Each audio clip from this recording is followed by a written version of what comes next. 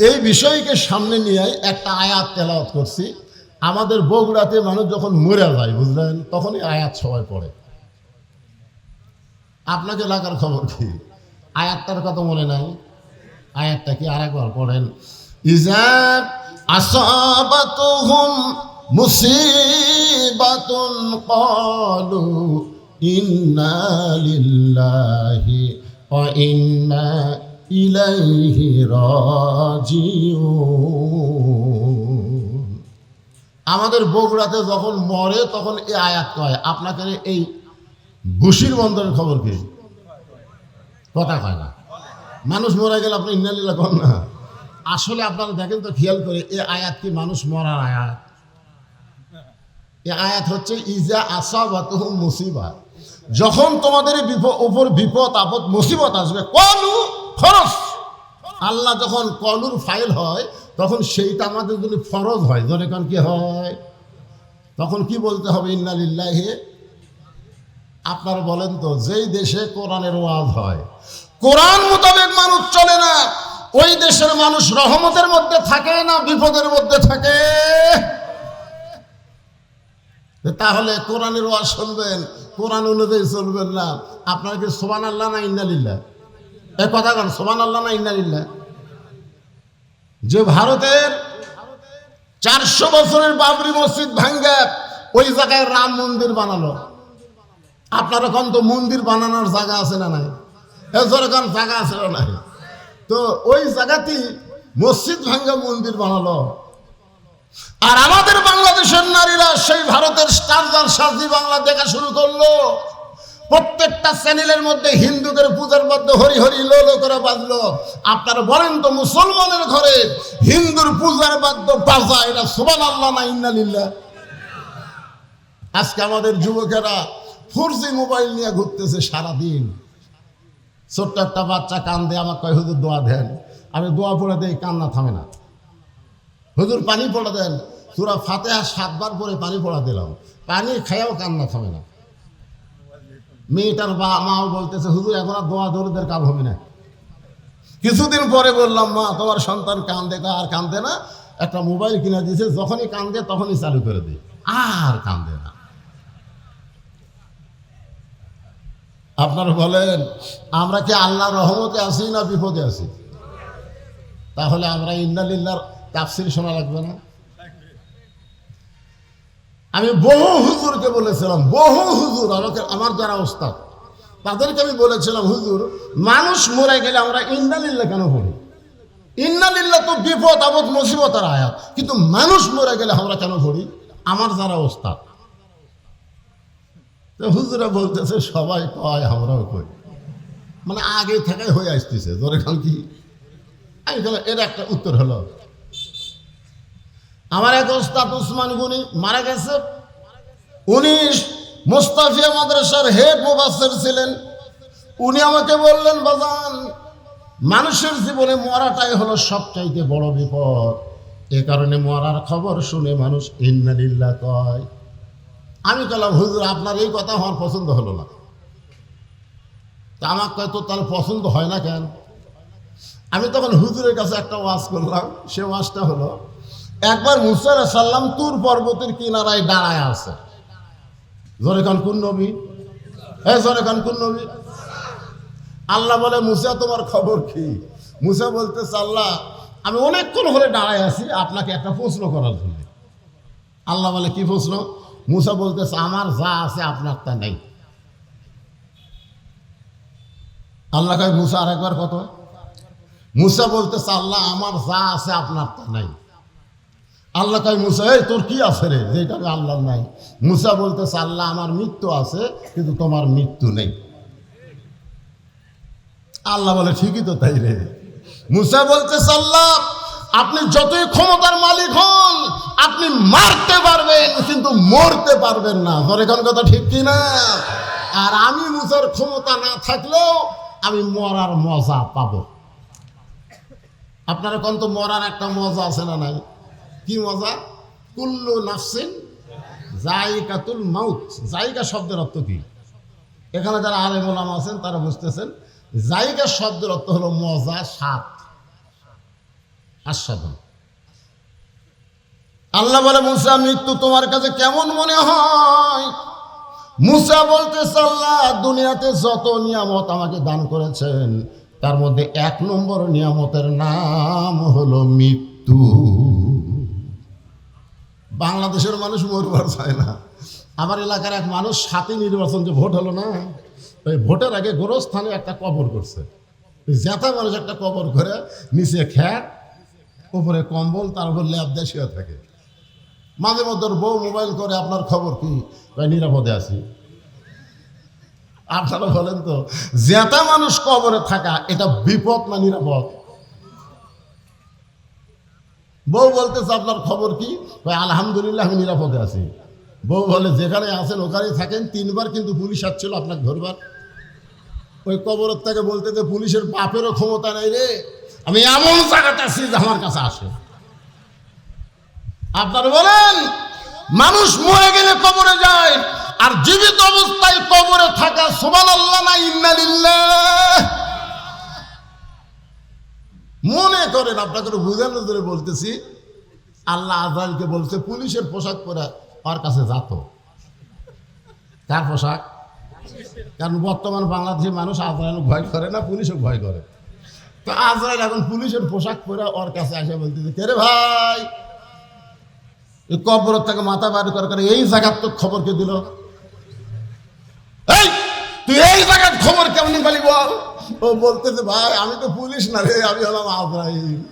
তখন কান্দার আইরে, বর্তমান বাংলাদেশে পুলিশ ধরার ভয়ে মানুষ আজরাইল ধরার কথা ভুলে গেছে রে। জোরেকার কথা ঠিক কিনা? যখন মানুষ পুলিশ ধরার ভয়ে আজরাইলকে ভুলে যাবে, এইটা সুবহানাল্লাহ নয়, এটাই হলো ইন্না লিল্লাহ। জোরে বলেন কথা ঠিক? আল্লাহ বলতেছে, মুসা মানুষ দুনিয়াতে গেলে মরবার চায় না, সেই মৃত্যুটা তোমার কাছে উত্তম মনে হওয়ার কারণ কি? মুসা বলতেছে, আল্লাহ কারণ হলো 3টা। জোরে বলেন কয়টা?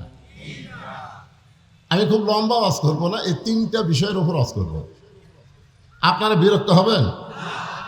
বুড়া থুড়া ভাঙ্গাচোরা অসুস্থ মানুষ এখানে সেশন নামাজের আগে আমি মনে করেছিলাম 10টার সময় তুলে দিবি, 1টা না 12টা পর্যন্ত মারবো, 60 ওয়াজ হবে। জোরে ঠিক কিনা? কিন্তু আমার তুলে দিছে দেরি করে, এখনই 12টা বাজতেছে।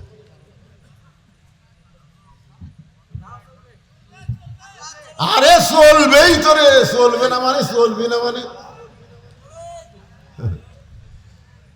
মুসা আলাইহিস সালাম বলতেছেন, মৃত্যুকে পছন্দ করার কারণ হলো 3টা। জোরে বলেন কয়টা? আল্লাহ বলে, মুসা কারণগুলো বলো। মুসা বলতেছে, 1 নম্বর কারণ হলো না মরলে জান্নাতে যাওয়া যাবে না। আপনি যে এত সুন্দর জান্নাত বানায় রাখছেন, সে জান্নাতে যদি যাবার চাই তাহলে মরা ছাড়া জান্নাতে যাওয়ার উপায়। আপনারা আমার সামনে যারা বসে আছেন, আপনারা কি জান্নাতে যাবার চান? কারা কারা জান্নাতে যাবার চান? 2 হাত তুলে আল্লাহকে দেখান তো দেখি। লিল্লাহি তাকবীর। হাত নামান।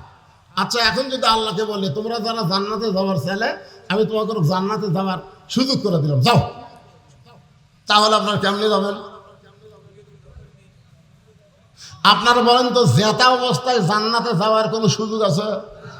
লাইলাতুল মেরাজে আমাদের নবী সমস্ত নবী রাসূলের ইমামতি করছেন। জিবরাইল বললেন, হুজুর আপনি যাদের ইমামতি করলেন আপনি তাদের চেনেন? আল্লাহ রাসূল বলেন, আমি তো কাউরে চিনি না। বলে, সমস্ত নবী রাসূল আপনার পিছনে আজকে ইক্তেদা করছে। সেই ঘরের নাম কি? বাইতুল মুকাদ্দাস। সে বাইতুল মুকাদ্দাস আজকে ইহুদিরা দখল করতে চায়। এই পর্যন্ত 35,000 ফিলিস্তিনি জীবন দিয়েছে। ধরে কোন ঠিক কিনা ভাই? আল্লাহর ঘর বাঁচানোর জন্য মুসলমান জীবন দেয়। তো ফেরেশতা জিবরাইল একটা মেম্বার এনে বললেন, হুজুর আপনি দেখেন। নবী তাকায় দেখে সমস্ত নবীর চেহারা থেকে আলো আসতেছে। কি আসতেছে? কিন্তু একজন নবীর চেহারা কালো। আল্লাহ রাসূল বলেন, জিবরাইল সব নবীর চেহারা আলোকিত, একটা নবীর চেহারা কালো কেন? তো জিবরাইল বলে, হুজুর আপনি তাকে কাছে ডাকেন। তো নবী তাকে কাছে ডাকায় বললো, ভাই আপনার নাম কি? বলে, আমার নাম ঈসা। তো সবার চেহারা আলো, আপনার চেহারা কালো, কারণ কি?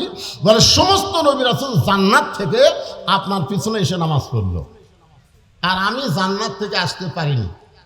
তা আল্লাহ নবী বলেন আপনি জান্নাত থেকে আসতে পারলেন না কেন? ঈসা বলতেছে এখন যে আমার মরণই হয়নি। এখান থেকে প্রমাণ হলো না মরলে জান্নাতে যাওয়া যাবে না। এখন ভাষণ হবে, আমি যখন বলবো জান্নাতে যাইতে গেলে কি চাই, আপনার সবাই জবান করে বলবেন মরতে চাই। জান্নাতে যাইতে গেলে কি চাই? আরো জোরে জোরসে বলেন। আজকে পুলিশের সামনে, র্যাবের সামনে, বাতিলের সামনে মুসলমান মরতে চাই যদি মিছিল করে, এই বাংলাদেশের 1 ইঞ্চি জায়গায় বাতিল থাকবে না। জোরে কোন কথা ঠিক না? কিন্তু আমরা মরবার চাই না।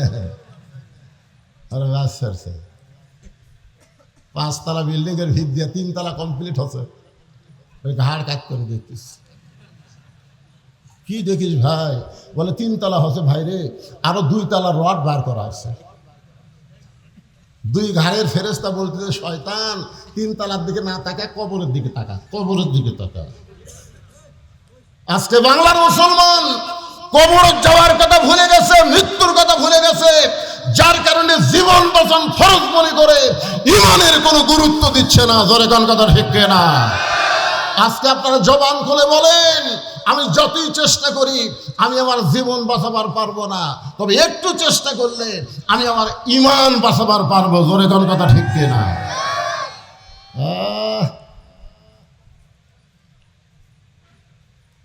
তাহলে জান্নাতে যাইতে গেলে মরা লাগবে, যেমন তেমন মরলে হবে না। আল্লাহ কোরআনে বললেন ইয়া আইয়ুহাল্লাযীনা আমানু তাকুল্লাহা হাক্কা তুকাতিহি ওয়া লা তামুতুন্না ইল্লা ওয়া আনতুম মুসলিমুন। আল্লাহু আকবার সব জায়গা হয় না। আমাদের বাংলাদেশে কিছু বড় বড় দল আছে, এই বড় বড় দলের মধ্যে বহু স্লোগান আছে, কিন্তু আল্লাহু আকবার স্লোগান নেই। আছে এরকম বড় দলের মিছিলের মধ্যে থেকে কেউ যদি আল্লাহু আকবার, তখন আর ঘাট ধরে বের করে হামাকের দলত তো এই স্লোগান নাই রে। তা আপনারা কি সেই বড় দলের লোক?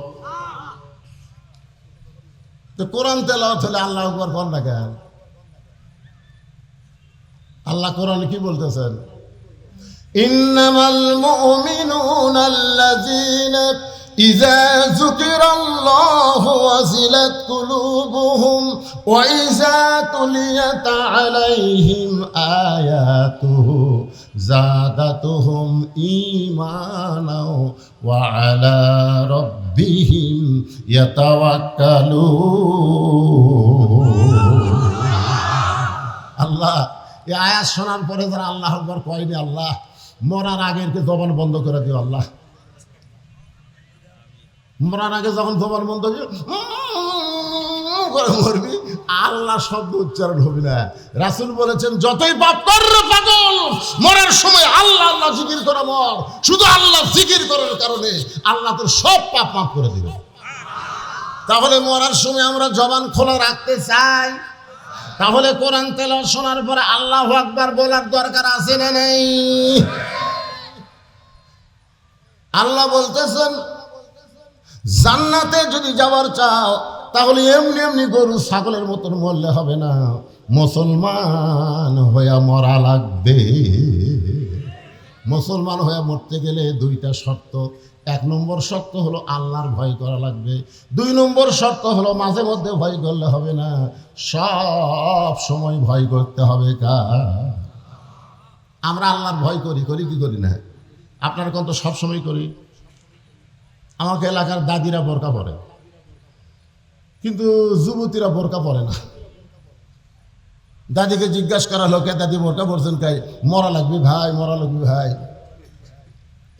আপনারা বলেন তো 50 বছর আমের গাছের গোড়াত কেউ যদি বেড়া দেয়, গাছের বয়স কত?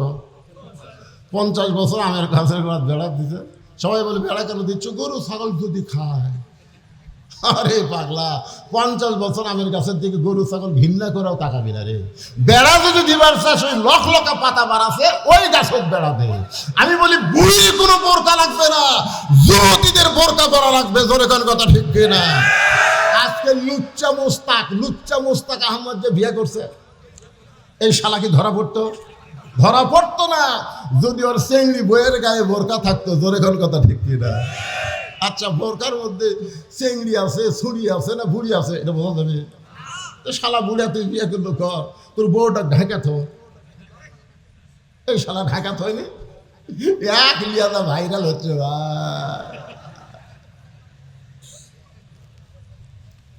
আল্লাহ কোরআনে বললেন, অকরনা ফি বুয়ুতিকুন্না ওয়ালা তাবাররাজনা তাবাররুজাল জাহিলিয়াতিল উলা। রে মেয়েরা, তোমরা ঘরের মধ্যে থাকো, তোমরা ঘরের বাহির হইও না। যদি কোনো প্রয়োজনে ঘরের বাহির হও, তাহলে হেজাব নিয়ে, পর্দা নিয়ে বের হবে। ওই জাহিলি যুগের মেয়েদের মতন রাস্তায় বের হবে না। এই হুকুম কার? আরো জোরে বলেন, এই হুকুম কার? নবী ঘরের মধ্যে গিয়ে বললেন, ফাতেমা, ও ফাতেমা, তুমি নবীর মেয়ে বলে তুমি জান্নাতে যাবা, এই কথা কখনোই মনে করবে না। ফাতেমা বলে, বাবা, আমি সব সময় মনে করি আমার বাবা হলো বিশ্ব নবী, তাহলে জান্নাতে যাওয়ার একটা প্লাস পয়েন্ট আমার আছে। রাসূল বলে, ফাতেমা খবরদার, এই চিন্তা মাথায় আনবা না। নবীর মেয়ে বলে আল্লাহ তোমাকে জান্নাত দিবে, বরং জান্নাতে যদি যাওয়ার চাও, তাহলে জান্নাতের আমল করে তোমাকে জান্নাতে যেতে হবে। ফাতেমা বললেন, বাবা, মেয়েদের জন্য জান্নাতের আমল কি? রাসূল বললেন, সবচাইতে গুরুত্বপূর্ণ আমল হলো পর্দা।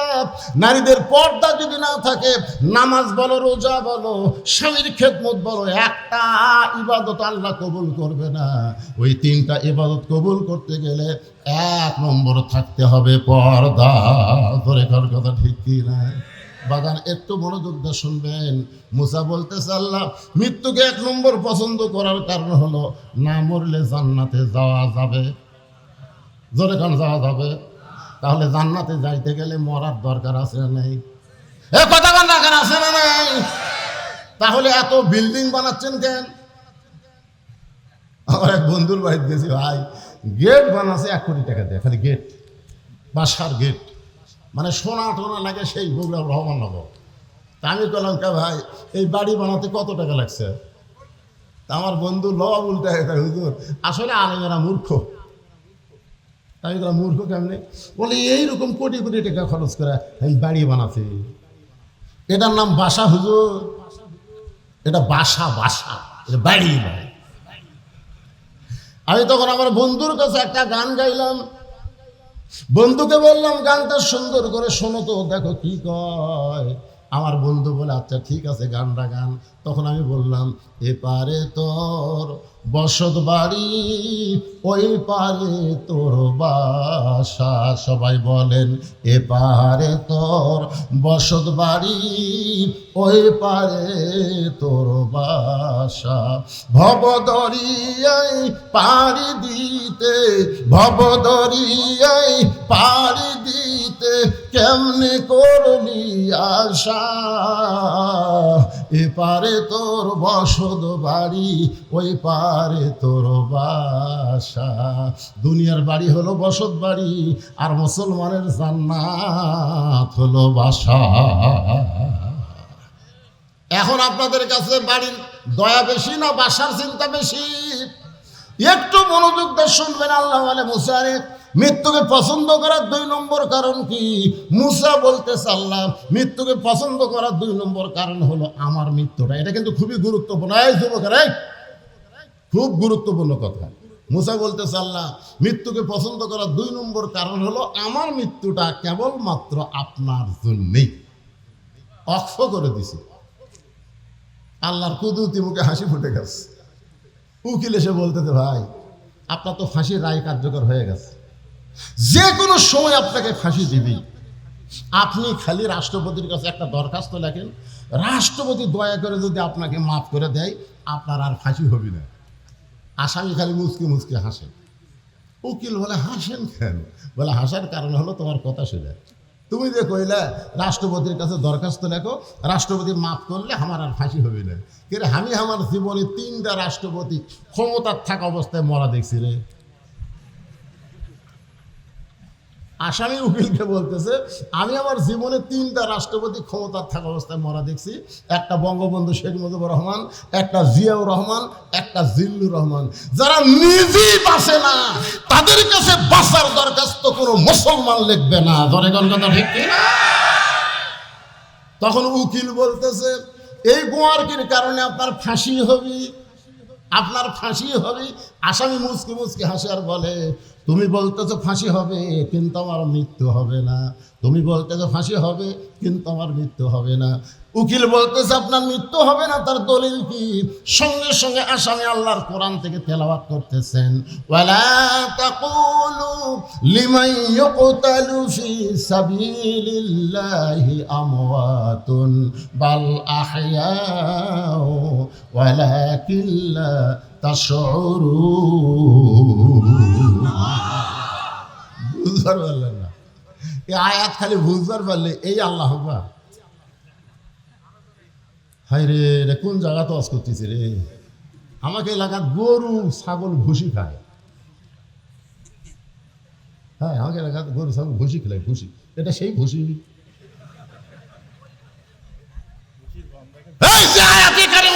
করলাম, আসামি হাসতেছে রে, ফাঁসির আসামি হাসতেছে আর আয়াত পড়তেছে। কি বুঝতেছে? মুসা বলতেছে, আল্লাহ মৃত্যুকে পছন্দ করার 2 নম্বর কারণ হলো আমার মৃত্যুটা কেবলমাত্র আপনার জন্য ওয়াকফ করেছি। আল্লাহ বলে, মুসা আমার জন্য যারা জীবন দিবে আমি আল্লাহ বলতেছি তারা মরবে না। আপনারা সত্যি করে বলেন তো, ইয়াজিদ মরিছে না হোসাইন মরছে?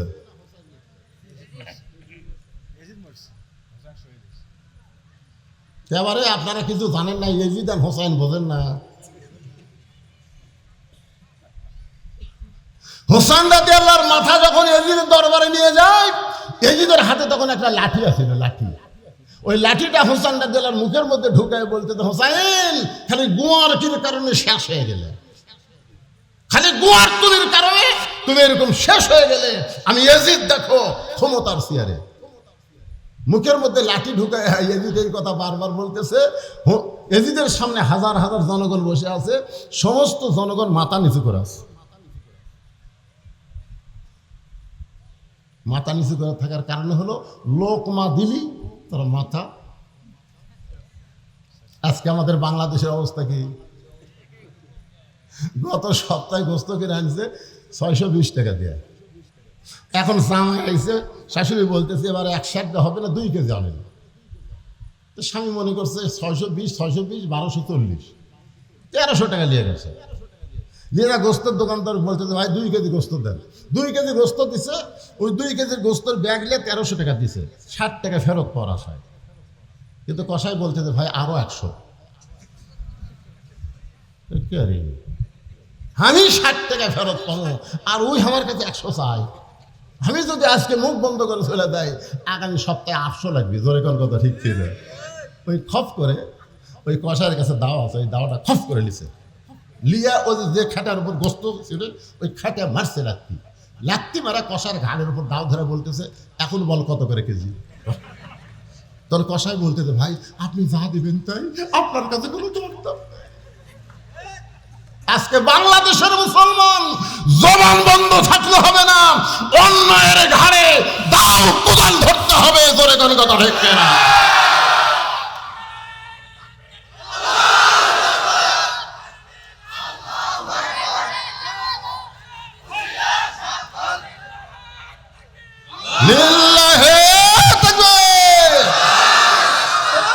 মুখ বন্ধ করে থাকে। চোর ঘরে যাচ্ছে, ওই বলতেছে ইন্নাল্লাহ মা'আস সাবিরিন, ইন্নাল্লাহ মা'আস সাবিরিন। চোর চুরি করে সব লিয়ে যাচ্ছে, আর ওই বলতেছে ধৈর্যশীলদের সঙ্গে আল্লাহ আছে। চোরের সাথে লাগবো না ভাই, চোরের হাতত লাঠি আছে, চোরের হাতত দাও আছে, লিয়ে যায়। আজকে বাংলাদেশের সব সম্পদ চোরেরা বিদেশে পাচার করলো, আর আমরা খালি ধৈর্যের আয়াত করতেছি। জোরে কথা কর না কেন? ইন্না লিল্লাহ বুঝেন? আজকে ইন্না লিল্লাহ তাফসীর হবে। কিন্তু ঘড়ির যে এখন 12:30 বাজলো রে, কি করি বারে?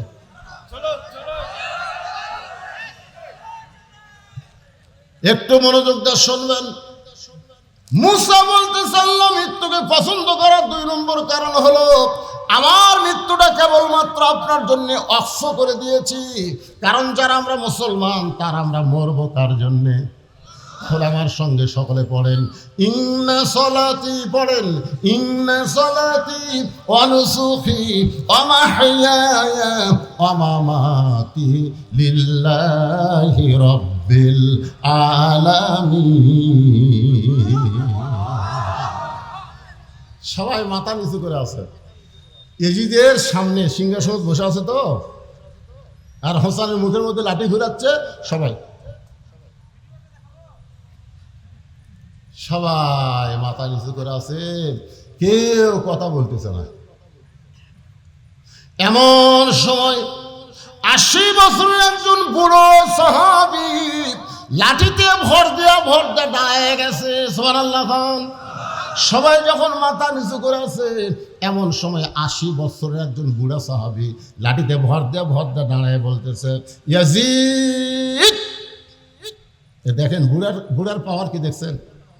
ইয়াজিদ, যেই কথা তুমি একবার বলেছ এই কথার দ্বিতীয়বার বলতে পারবে না। তুমি হোসেনকে চিনো? যে হোসেনের মুখের মধ্যে লাঠি ঢুকাইয়া তুমি গুন্ডামি মস্তামি করতেছ, তুমি তাকে চিনো? আমি আল্লাহ রাসূলের একাধারে 10 বছর খাদেম ছিলাম। আমার নাম হলো আনাস। আমি নবীর ঘরের ভিতরে, নবী তখন নফল নামাজের সেজদায়, কুত্তেকই হুসাইন দৌড়ে এসে নবীর পিঠে লাফদা চড়ে বলতে চল ঘোড়া চল, চল ঘোড়া চল, চল ঘোড়া চল। আমি আনার চিন্তায় পড়ে গেলাম। নবী নামাজের সেজদায় ছোট্ট বাচ্চা হয়তো বুঝবার পারতেছে না, এই জন্য নবীরে ঘোড়া বানাইছে। আমি আস্তে করে হোসাইনকে নবীর পিঠ থেকে যখন নামাবার চাই, নবী নামাজ পড়া অবস্থায় হাত দিয়ে ইশারা করলেন নামাজ না। আমি যখন সরে আসলাম, কিছুক্ষণ পরে হোসেন বলতেছে যেই ঘোড়া চলে না এই ঘোড়ার পিঠে চড়ে আমার লাভটা কি? এই কথা বলে হোসেন যখন ঘর থেকে বের হয়ে যায়, কিছুক্ষণ পরে নবীর সেজদা থেকে মাথা তোলে। আনাস তাকায় দেখে নবীর চোখ দিয়ে দর দর করে পানি পড়তেছে। আনাস বলে ইয়া রাসূলুল্লাহ, এত বড় বেয়াদবি করলো, আপনাকে ঘোড়া ঘোড়া বললো, আমি আপনাকে পিঠ থেকে হোসেনকে পিঠ থেকে নামাবার চাইলাম, আর আপনি নামাতে নিষেধ করলেন। রাসূল বলে আনাস রে, আমার হোসেনকে তোরা চিনিস না। আমার হোসাইন আমার পিঠে ছিল যতক্ষণ, নামাজের মালিক আল্লাহকে ডাক দেবে হাবিব, যতক্ষণ হোসেন আপনার পিঠে থাকবে আমি আল্লাহ হোসেনকে এত ভালোবাসি, আপনি সেজদা থেকে মাথা তুলবেন না। যে হোসাইন নবীরে ঘোড়া বানাইলে আল্লাহর ভালো লাগে, সেই হোসাইনের নাম ইয়াজিদ। আমার কলকাতায় কারা লাগে হুজুর, ওই অভিশপ্ত ইয়াজিদ। দেখেন একটা হিন্দু পর্যন্ত বলতেছে ওই অভিশপ্ত ইয়াজিদ। একটা হিন্দু পর্যন্ত তার বেটার নামে ইয়াজিদ হবার চায় না। আর বাংলাদেশের প্রত্যেক গ্রামে গ্রামে হোসাইন আছে। ধরে কোন কথা ঠিক কিনা? আজকে যারা ইয়াজিদের মতন ক্ষমতা পাইয়া হোসাইনের মতন ভালো মানুষকে হত্যা করে, তোমরা মনে করতেছো আমরা কি হলু রে? 5 তলায় উঠা 1.5 লাখ টাকার খাট, 12,000 টাকার কম্বল ওরে, তার মানে 9টা সময় দিয়া কয় আমার বাড়ি আমার ঘর, আমাক নামাইকে। 2 কান্দে 2 ফেরেশতা বলতেছে আল্লাহ ঘুমের আগে দোয়া পড়া লাগে, আল্লাহুম্মা বিইসমিকা আমুতু আহিয়া। এই দোয়া না পড়ে কি দোয়া পড়লো? আল্লাহ কয় ধৈর্য ধর। রাত 3টার সময় 40 সেকেন্ডের একটা ভূমিকম্প। কয় সেকেন্ডের? 40 সেকেন্ডের একটা ভূমিকম্প আছে। ওই এত ফোর্সে নামছে, কম্বলের মধ্যে লঙ্গি খুলে আছে, ওটাও পড়ার টাইম পাবে। ফেরেশতারা বলতেছে আল্লাহ নামাইলা, তাই বলে ন্যাংটা করে নামালা। আল্লাহ বলতেছে জনগণ যদি নামাবার না পারে, আমার নামান হলো ন্যাংটা করে নামান। জোরে বলেন কথা ঠিক কিনা? কারণ তো ইজ্জু মান তাশা ওয়া তুযিল্লু মান তাশা বিয়াদিকাল খায়র ইন্নাকা আলা কুল্লি শাইইন।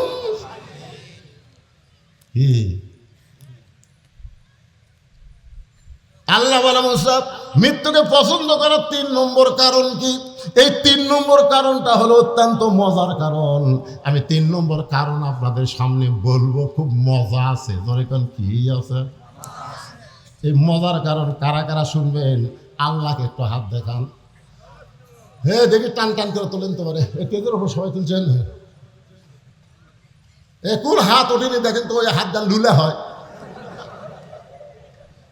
খাড়া হয়ে তুলছে রে লিল্লাহি তাকবীর। এই 3 নম্বর কারণ বলার আগে আমি একটা গান গাবো। একজন মানুষ হইয়া তুমি কয়জনকে বিলাও মন। এই গান না, এটা তো বর্তমানের গান। চলতে পথে 2 দিন থামিলাম, যাবার কালে একজন আরো দেখা না পাইলাম। ও আমার সাদের মালা যায় রে ছিঁড়ে, রইব না আর বেশি দিন তোদের মাঝারে। ডাক দিয়াছেন এই এলাকাতে গান হয়নি কেনা? কত জনকে কত কি দিলাম, যাবার কালে একজন সাথে না পাইলাম। আমরা প্রেসিডেন্ট জিয়াউর রহমান মারা গেছে, তখন টিভি আসলো গ্রামে গ্রামে 1-1টা করে ইউনিয়ন পরিষদে। আর শেখ মুজিবুর রহমান যখন মারা গেছে তখন টিভি আসছিল না। আর এই জিল্লুর রহমান যখন মারা গেছে, জিল্লুর রহমান তখন কিন্তু সব চ্যানেল আসছিল। তোরে কোন ঠিক না? জিল্লুর রহমানকে যখন কবরে রাখতেছে, আমি চ্যানেল আগে পুরো অনুষ্ঠানটা দেখছি। একজন মাইক লিয়া বলতেছে, এরকম মাইক লিয়া বলতেছে 5 স্তরের নিরাপত্তা আছে, army, RAB, BGB, police, answer বাহিনী, তোমরা কি প্রস্তুত? সাথে সাথে এরকম আসরের দিকে ফাঁকা গুলি, ধরে কারণ কি গুলি, ঠাস ঠাস ঠাস ঠাস করে গুলি করতেছে। এই গুলি যখন করতেছে তখন মুনকির নাকির বলতেছে, আল্লাহ যে হারে নিরাপত্তা দেওয়া শুরু হলো, আমরা কি ফেরত যাবো? মুসা আলাইহিস সালাম মৃত্যুকে পছন্দ করার 3 নম্বর কারণ এতই মজার কারণ ভাই। এই কারণটা আপনাকে বলবো, আপনার সবাই হাত তুলছেন।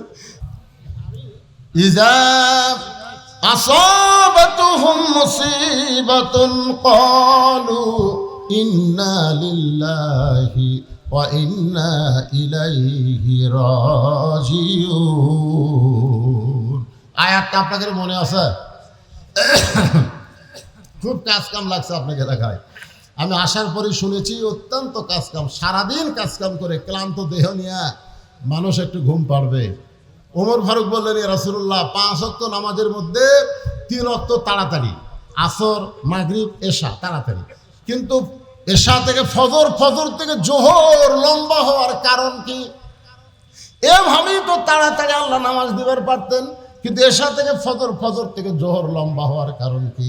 আল্লাহ রাসূল বললেন, ওমর আমি যখন আল্লাহকে প্রশ্ন করলাম তখন আল্লাহ পাক মানুষ সম্পর্কে জানাই দিলেন, ফজরের নামাজের পরে জোহর পর্যন্ত লম্বা সময় যে পাবে, এই সময়ের মধ্যে মানুষ খেতে খামারে কাজ কাম করবে, ব্যবসা বাণিজ্য করবে, চাকরি বাকরি করবে। এইগুলা করতে গিয়ে তার দেহের যে ক্ষয় হবে, এশা থেকে ফজর লম্বা সময় আল্লাহ দেওয়ার কারণ হলো ওই লম্বা সময়ের মধ্যে ঘুম পাড়বে, সব ক্ষয় আল্লাহ পুরা করে দিবে। এই জন্যে সারাদিন কাজকাম করে ক্লান্ত শরীর নিয়ে আপনারা আওয়াজ শুনতেছেন।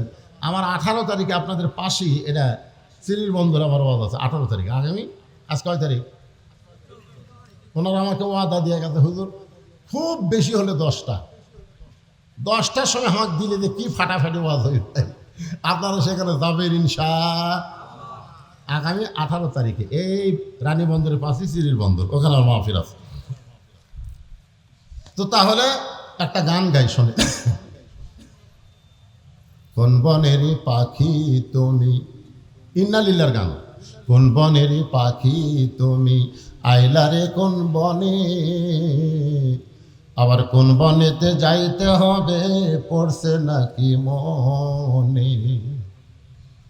আমার হীরা মন পাখি, আমার প্রাণ প্রাণ পাখি, তোরে কোথায় রাখি পাখি রে, সবে মিশে আর ফাঁকি। গানটার অর্থ বুঝতে পারলেন? আমরা যারা দুনিয়াতে এখানে বসে আছি, আমরা কি থাকার জন্য না যাওয়ার জন্য?